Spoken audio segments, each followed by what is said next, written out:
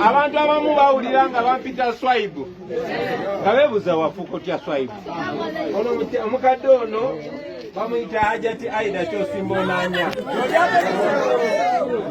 Ono mukadde ye jjajja wange azaala maama wange.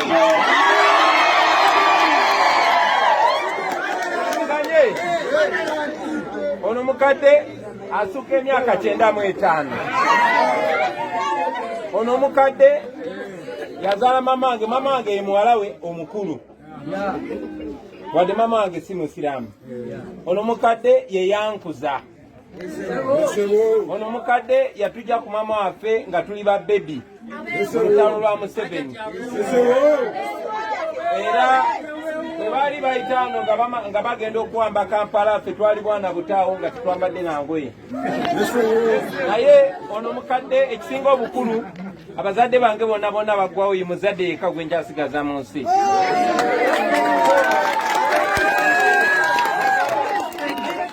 Njagala nnyo okubeebaza abantu b'e Matanga, mwebale kunkumira muzadde wange. Era manyi bwe masiriwo yemwe mukuma, mwebale nnyo, mwebalire ddala. Jajja bano abantu batwagala nnyo.